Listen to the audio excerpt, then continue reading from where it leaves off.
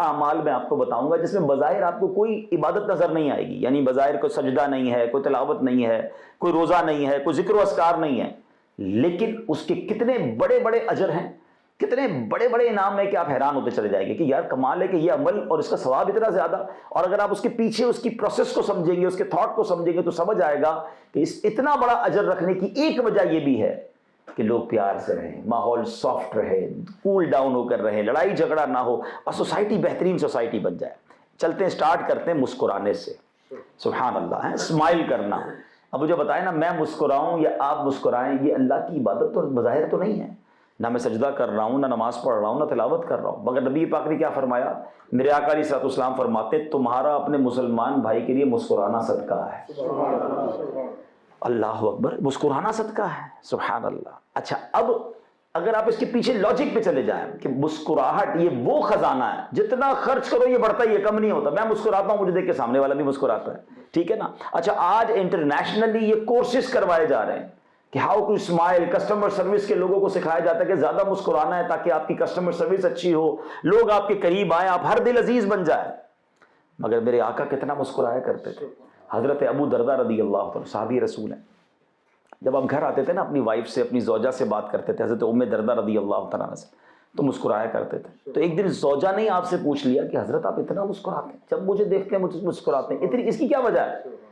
تو کہتے ہیں وجہ یہ کہ جب میں نبی پاک علیہ الصلوۃ والسلام کی بارگاہ میں جاتا ہوں نا، پیارے آقا جب بھی مجھ سے بات کرتے ہیں میرے آقا مسکراتے ہیں، تو میں ان کو دیکھ کر میری بھی عادت پڑ گئی ہے. اللہ اکبر. نبی پاک اتنا مسکرایا کرتے تھے، جس کی تسکین سے روتے ہوئے ہنس پڑے، اس تبسم کی عادت پہ لاکھوں سلام. یعنی اس مسکرانا سنت بھی ہے، مسکرانا صدقہ بھی ہے. مگر مجھے ایک بات بتائیں کہ میں نے کوئی چیریٹی تو نہیں کی کہ صدقہ کہا گیا، میں نے کوئی 10 یوروز تو نہیں دیے، 100 کراؤنز تو نہیں دیے، مگر صدقے کا ثواب مل رہا ہے. کیوں؟ Only for smiling. لیکن اس سے فائدہ کیا ہوگا کہ اگر ہم مسکرائیں گے، ہم سافٹ ہو جائے گا ماحول. میں آپ کو مسکرا کر ملوں گا، مجھے مسکرا کر ملیں گے تو ماحول بھی اچھا ہو جائے گا. ہمارا جو باڈی ٹیمپریچر کہہ لیں، یا ہمارا جو غصہ ہے، یا ہمارے اندر کوئی ایگریشن ہے، وہ کم ہو جائے گا. اور یہی اسلام کو ریکوائرڈ ہے کہ محبت سے رہیں، پیار سے رہیں، مسکرا کر رہیں. مگر بہت سارے ایسے لوگ ہیں جو مسکراتے نہیں ہیں. اب چلیں آج نیت کر لیں انشاءاللہ کہ نبی پاک کی سنت کی نیت سے مسکرائیں گے. جب مسکرائیں گے ثواب بھی ملتا رہے گا. ایسا آپ کو بھی ہوا ہوگا فیل، مجھے بھی فیل ہوا ہے کہ کچھ لوگ بالکل نہیں مسکراتے، یعنی ابھی ان کا چہرہ جب بھی دماغ میں آتا ہے کبھی ان کو مسکراتے نہیں دیکھا آج تک. تو ایسا نہ کریں، اپنی ذات کے اندر اور مسکرانا رکھیں. اور خاص طور پہ اگر آپ کی پبلک ڈیلنگ ہے تو آپ کو زیادہ، اگر عوام میں ہیں، آپ آفس میں ہیں، جاب کر رہے ہیں، اپنے بزنس کر رہے ہیں، فیملی کے ساتھ، اچھا مسکراہٹ کا سب سے زیادہ حقدار بھی ہمارے گھر والے ہیں. اب پرابلم یہ کہ باہر تو بعض اوقات لوگ بہت مسکرا رہے ہوتے ہیں، لوگ کہتے ہیں بڑا اسمائلی فیس ہے، ویری کمفرٹیبل بوائے، مگر گھر جا کر وہ اتنا سخت ہو جاتے ہیں، شیر ببر بن جاتے ہیں. ایسا نہیں ہونا چاہیے. ہمارے حسن اخلاق کے سب سے زیادہ اگر کوئی حقدار ہے تو وہ کون ہے؟ ہمارے گھر والے ہیں. نبی پاک علیہ الصلوۃ والسلام کی حدیث. چلے اب دوسرا کام، میں نے کہا نا کہ آج وہی کام بتاؤں گا جو بظاہر کوئی عبادت نظر نہیں آئیں گے آپ کو، لیکن اس میں اجر کتنے سارے ہیں. پیارے آقا علیہ الصلوۃ والسلام فرماتے خیرکم لأہلہ، فرمایا تم میں بہترین وہ ہے جو اپنے گھر والوں کے ساتھ بہترین ہے. اور آقا نے فرمایا میں تم سب سے زیادہ اپنے گھر والوں کے ساتھ بہترین ہوں. یعنی نبی پاک نے پھر اپنے آپ کو پیش کر کے فرمایا کہ تم میں بہترین کون ہے؟ the best amongst you، جو اپنے گھر والوں کے ساتھ بہترین ہے. مگر آقا نے یہ فرمایا کہ میں تم سب سے زیادہ اپنے گھر والوں کے لیے اچھا ہوں. اور میرے آقا کا انداز کیا تھا؟ آپ نے پڑھا ہوگا، حسنین کریمین کو کاندھے پر اٹھاتے ہیں، گھر والوں کا سودا سلف بھی لاتے ہیں، بالکل فیملی ممبر کی طرح رہتے ہیں. ہمارا معاملہ کیا ہے؟ ہم باہر تو بڑے خوش اخلاق اور گھر جا کر ساری سختی. اچھا بعض اوقات ہم میں سے کچھ افسر ہیں، کچھ بزنس کے باس ہیں، کچھ جناب کسی پولیس کی پوسٹ پر ہیں، یا کوئی جناب اپنے علاقے کا کوئی چودھری صاحب ہیں، تو وہ گھر جا کر بھی وہی عہدہ جو ہے نا وہ ان کا سٹائل چل رہا ہوتا ہے. گھر بھی وہ انسپیکٹر ہی بنے ہوئے ہوتے ہیں، گھر جا کر بھی باس بنے ہوئے ہوتے ہیں، گھر جا کر بھی چودھری صاحب بنے ہوتے ہیں. یہ نہیں درست. گھر والے آپ کو گھر کا فرد دیکھنا چاہتے ہیں. نبی پاک نے کاندھوں پر اٹھایا نا حضرت حسنین کریمین کو. پیارے آقا سجدے میں جاتے تھے تو حسنین کریمین آپ کے کاندھوں پر حاضر ہو جاتے تھے. اس سے کیا مراد ہے؟ فلیکسیبل. آپ کی ازواج، آپ کی فیملی ویری کمفرٹیبل ود ہم. مگر کیا ہمارے گھر والے ہمارے ساتھ بہترین ہیں؟ اچھا یہ بھی جو پرابلم پتہ ہے کیا ہے، جو لوگ سخت ہوتے ہیں نا ان کو یہ بھی نہیں پتا ہوتا میں سخت ہوں. وہ کہتے نہیں میں تو بالکل ٹھیک ہوں، my family is very comfortable with me. آپ کہہ رہے ہیں نا کمفرٹیبل ہے، ان سے پوچھیے. اچھا بتا بھی نہیں سکتے کیونکہ بتا کے انہوں نے اور پھر ان کے پر سختیاں شروع ہو جانی ہیں. کس کی ہمت ہے؟ وہ کہتے ہیں کس کی مجال ہے کہ جو تجھ کو بتا سکے. تو اپنا ٹیسٹ خود لے لیں. کبھی کبھی اگر چیک کرنا ہو نا کہ یار میرے جانے سے گھر والے کمفرٹیبل فیل کرتے ہیں, ڈیفیکلٹ فیل کرتے ہیں, تو آپ کبھی گھر میں جائیں نا اور نوٹ کریں بغیر بتائے کہ میرے گھر میں جانے سے پہلے سب کے چہرے اسمائلی تھے, مزاح ہو رہا تھا, باتیں ہو رہی تھی, میرے داخل ہوتے سب خاموش ہو گئے, ٹینشن کریٹ ہو گئی, ایمرجنسی نافذ ہو گئی, جلدی کوئی کھانا گرم کرو ورنہ خیر نہیں ہے, ٹائم پہ جوتے پالش نہیں ہوں گے تو خیر نہیں ہے, استری کپڑے نہیں ہوں گے تو خیر نہیں ہے. یہ والا ماحول نہیں ہونا چاہیے. ہم گھر میں داخل ہوں تو ماں کہے میرا بیٹا آ گیا, بہن کہے میرا بھائی آ گیا, بچے دوڑتے ہوئے آئے کہ ابو آ گئے, زوجہ کہے کہ میرے سرتاج آ گئے. Everybody became happy when they enter our house. Tension create نہ ہو جائے ان کو کہ باہر ہی ٹھیک تھے. تو پھر آپ غور کریں کہ میں ایسا فرد نہیں ہوں جو گھر والوں کو ریکوائرڈ تھا. ویسے اس میں ایک اور بھی پرابلم ہے. مثال کے طور پہ میں آپ سے سوال کرتا ہوں, دو قسم کے والد ہوتے ہیں. ایک گھر میں داخل ہوتے ہیں تو بچے جو ہے وہ دوڑتے ہوئے آ جاتے ہیں کہ ابو آ گئے, یا آپ جیسے ہم میں سے بڑی عمر کے ہیں تو دادا آ گئے, وہ دوڑتے ہوئے آئے. اور ایک والد وہ ہوتے ہیں جب گھر میں داخل ہو تو بچے رضائی میں چھپ جاتے ہیں, جلدی سو جاؤ ابو آ گئے, کیونکہ انہوں نے آ کے کلاس ہی لینی ہے. تو مجھے بتائیں کہ ان دونوں میں سے کس والد کے پاس چانس ہے کہ وہ بچوں کی اچھی تربیت کر سکے گا, جس سے بچے قریب آئیں گے نا. اور ڈر کے آپ سے چھپ رہے ہیں تو آپ کیا سمجھائیں گے ان کو؟ تو اگر آپ بہترین تربیت بھی کسی کی کرنا چاہتے ہیں نا تو پہلے اس کے دل میں جگہ بنائیں. تو نبی پاک کا یہ دوسرا فرمان, پہلا مسکرانا اور دوسرا بہترین کون ہے؟ جو اپنے گھر والوں کے ساتھ بہترین. اگین میں اپنے گھر والوں کے ساتھ بہترین ہوں, اس میں اللہ کی عبادت کون سی ہے؟ آپ غور کریں نا. مگر میری شریعت کو کیا پسند ہے کہ گھر میں جائیں تو سافٹ رہیں, نرم رہیں, دھر دل عزیز رہیں, پیار والا ماحول ہو, گڈ فیملی ہو. یعنی اگر ہوم سویٹ ہوم کا فارمولہ اپنانا ہے تو وہ بھی میری شریعت پر عمل ہے, میرے مصطفیٰ کریم کی سنت پر عمل ہے. اب آگے چلتے ہیں. سبحان اللہ, ایک اور بڑا کمال کا عمل ہے اور وہ ہے سلام کرنا. ہم آپس میں جب ملے تو یہ گڈ مارننگ ابھی سے شروع نہیں ہوا. نبی پاک علیہ السلام کی جلوہ گری سے پہلے لوگ آپس میں ملتے تھے تو وہ یہی کہتے تھے کتنی پیاری صبح ہے, عربی میں کہتے تھے, تو اس کا مطلب یہ تو گڈ مارننگ. مگر پیارے آقا نے فرمایا کہ یہ مسلمانوں کا طریقہ نہیں ہے. طریقہ یہ ہے کہ ایک دوسرے کو سلام کریں, السلام علیکم ورحمۃ اللہ وبرکاتہ. حدیث پاک سنیں, نبی پاک فرماتے تم جب تک جنت میں داخل نہیں ہوگے جب تک تم ایمان نہ لاؤ, اور تم مومن نہیں ہو سکتے جب تک تم ایک دوسرے سے محبت نہ کرو. اب غور کریں, ایک دوسرے سے محبت کرنی, یعنی اسلام کتنا محبت کا درس دے رہا ہے. اور پھر محبت پیدا کیسے, اس کا فارمولہ بھی نبی پاک فرما رہے ہیں. اور کیا تم کو ایسی چیز نہ بتاؤں تو عمل کرو تو ایک دوسرے سے محبت کرنے لگ جاؤ. محبت پیدا کرنے والی چیز کیا ہے؟ نبی پاک فرماتے ہیں سلام کو عام کرو. یعنی سلام اگر کوئی عام کرتا ہے تو سبحان اللہ ہوتا کیا ہے کہ اس کے دل میں مسلمانوں کے لیے محبت پیدا ہو جاتی ہے. تو یہی بات ہمیں سمجھنی ہے. اب ایک اور بڑی پیاری حدیث پاک سنیے گا. اچھا, اس حدیث میں مجھے اتنی پسند ہے یہ حدیث, لفظ ہیں موتیوں جیسے. نبی پاک کے الفاظ تو سبحان اللہ, ہم کہتے تھے نا کہ وہ الفاظ کیسے تھے کہ وہ دہن جس کی ہر بات وحی خدا, چشمہ علم و حکمت پہ لاکھوں سلام. اعلیٰ حضرت ایک اور جگہ لکھتے ہیں نا, میں نثار تیرے کلام پر ملی یوں تو کس کو زبان نہیں, وہ سخن ہے جس میں سخن نہ ہو, وہ بیاں ہے جس کا بیان نہیں. آپ پہلے عربی کے الفاظ سنیے پھر میں اس کا ترجمہ سناؤں گا. نبی پاک علیہ السلام فرماتے ہیں یا ایھا الناس افشوا السلام واطعموا الطعام وصلوا باللیل والناس نیام تدخلوا الجنہ بالسلام. ہے نا کیسے پیارے الفاظ ہیں, موتیوں کی مانند. اب ان کے معنی سمجھیے گا, کمال فرمایا میرے آقا نے. فرماتے ہیں یا ایھا الناس, اے لوگو, افشوا السلام, سلام کو عام کرو, واطعموا الطعام, لوگوں کو کھانا کھلاؤ, وصلوا باللیل والناس نیام, رات کو اس وقت نماز پڑھو جب لوگ سو رہے ہوں. یہ کتنے کام دیے پیارے آقا نے؟ 3.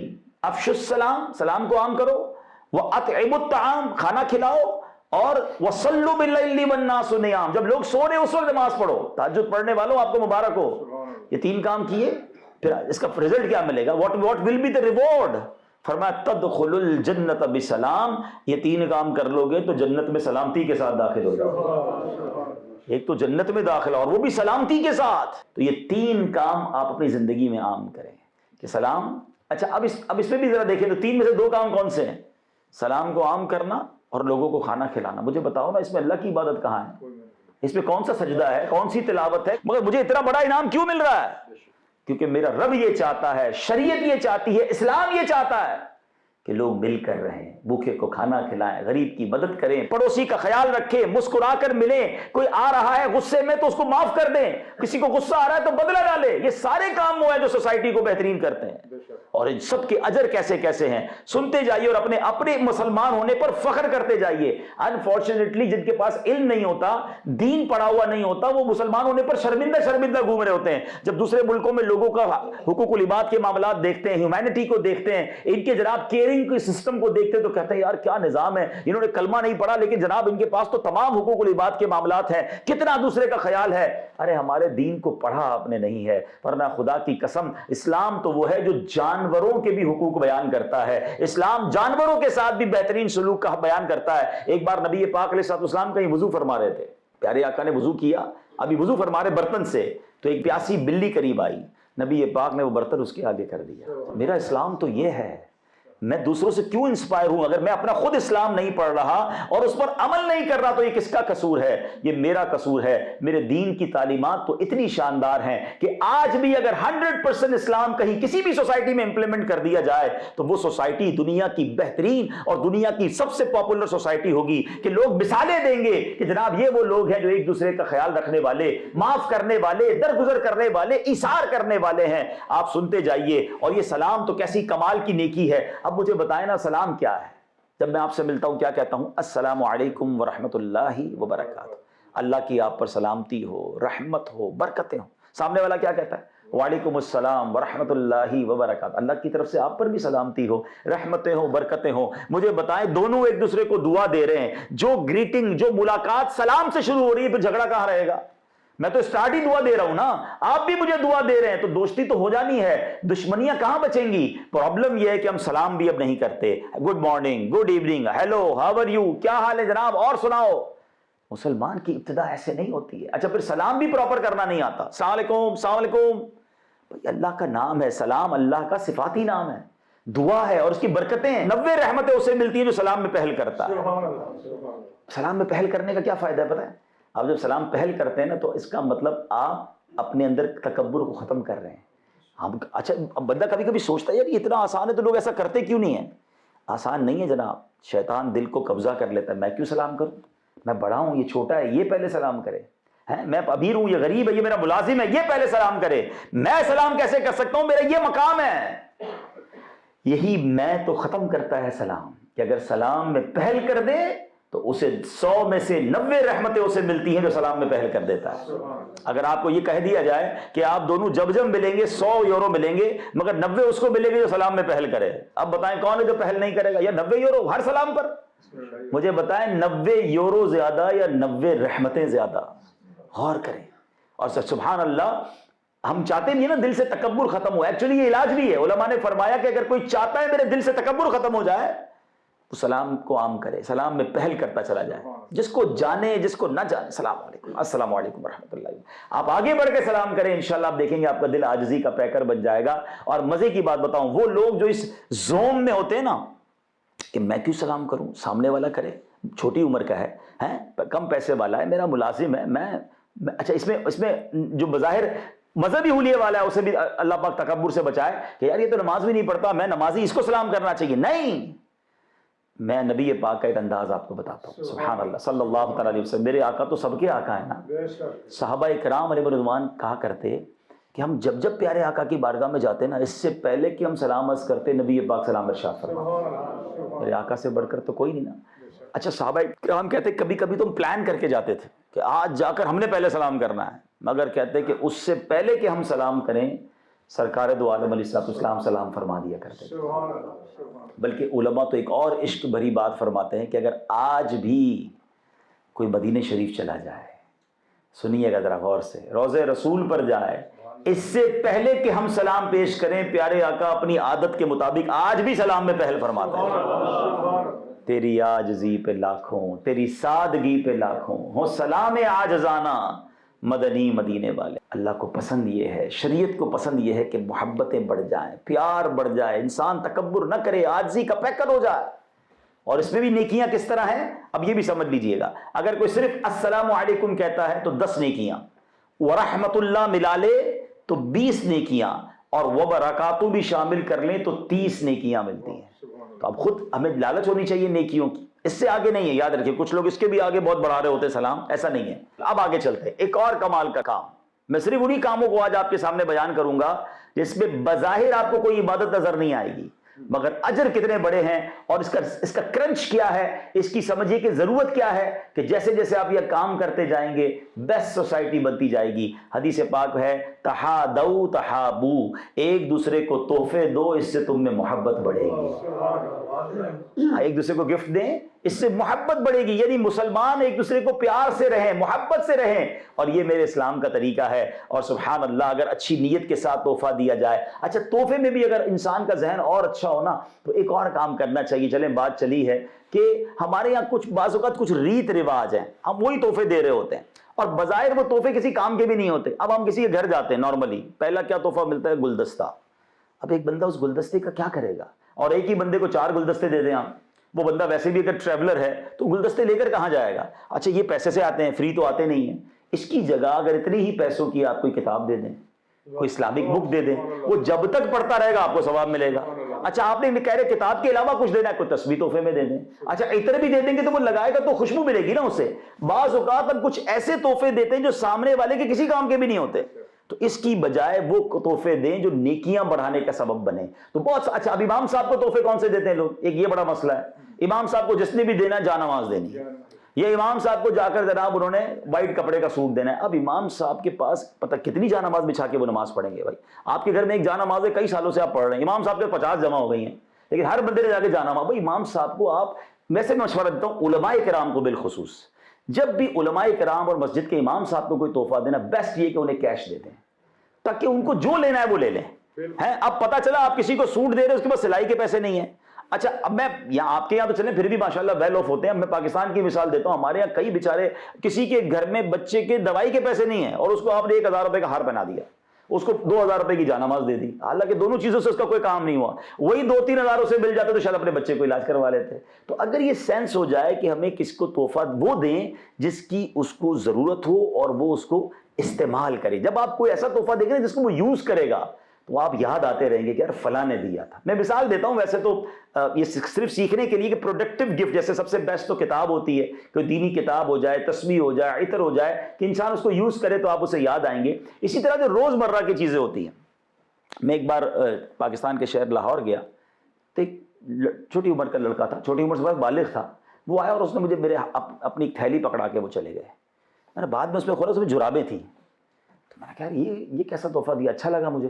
اچھا میں ایک تھوڑے سے بعد پھر لاہور گیا تو پھر مجھے اس نے، تو میں نے کہا یہ آپ کیوں دیتے ہیں؟ کہہ رہے میری اپنی دکان اس چیز کی ہے. لیکن میں دیکھا میں جب جراب پہنتا مجھے بچہ یاد آ جاتا تھا. تو اب وہ تحفہ ہے کہ آپ کے یوز میں آیا نا. تو ہمیں کسی کو تحفہ دیں تو ایسا دیں جو اس کے استعمال میں ہو. لیکن میں واپس اپنے ٹاپک کی طرف آتا ہوں کہ جو بیسٹ اسلام کی جو خوبصورتی دیکھ رہے ہیں آپ کہ تحفہ دیں تو محبت بڑھے گی. اب ایک اور کمال کا کام، اور وہ ہے قرض دینا.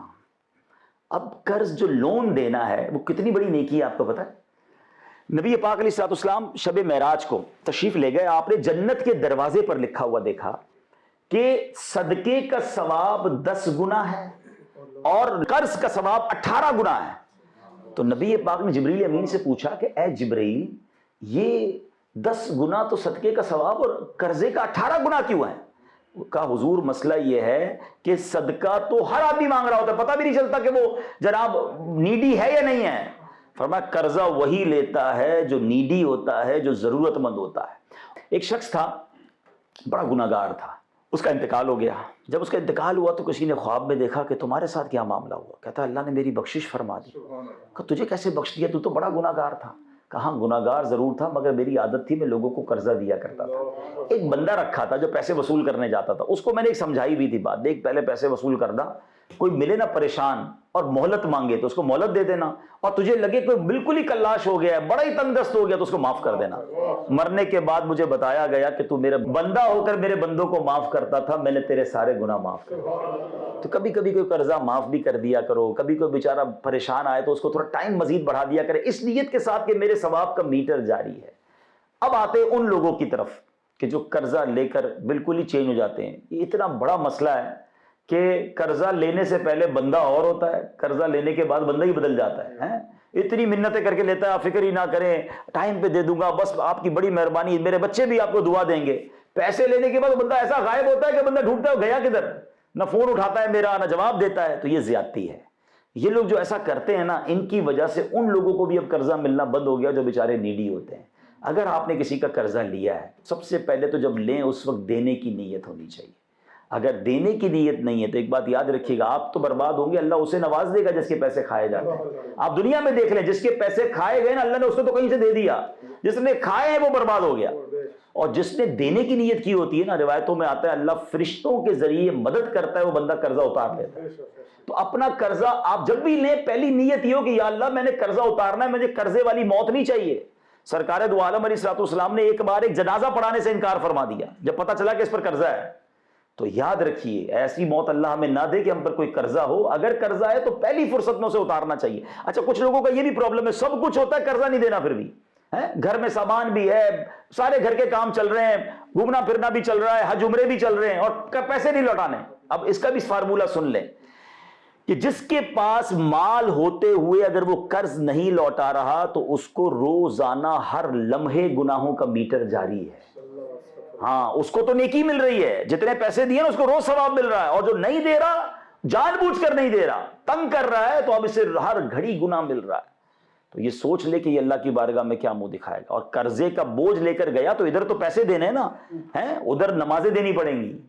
ہاں, قیامت کے دن ایسا نہیں ہوگا کہ آپ کہیں گے یا اللہ میں اس کے 1 لاکھ روپے دینے, اب قیامت والے دن دے رہا ہوں. نہیں, ادھر نمازیں دینی پڑیں گی, نیکیاں دینی پڑیں گی. اعلیٰ حضرت فرماتے ہیں جو کسی کے 3 پیسے جان بوجھ کر دبا لے, اس کو بروز قیامت 700 با جماعت نمازیں دینی پڑ جائیں گی. ادھر تو لاکھوں روپے کھا جاتے ہیں, اب بولتے ہیں بھائی کچھ بھی نہیں کوئی کر سکتا. ٹھیک ہے, کوئی کر نہیں سکتا, مگر اللہ کی بارگاہ میں انصاف ہوگا. تو اب آپ غور کیجئے کہ قرضہ دینا کون سی بظاہر عبادت ہے, کون سا سجدہ ہے, کون سا روزہ ہے, مجھے بتاؤ نا, کون سی تلاوت ہے, مگر میرے اللہ کو پسند کتنا ہے, شریعت کو پسند کتنا ہے کہ آپ کسی کی مدد کر دیں, کسی کو قرضہ دے دیں, آپ کو ثواب مل رہا ہے. ہے نا بیسٹ سوسائٹی کے لیے بیسٹ ریلیجن. یہ ہے میرا اور آپ کا پیارا مذہب. اب آگے چلتے ہیں, اسلام میں کیسی کیسی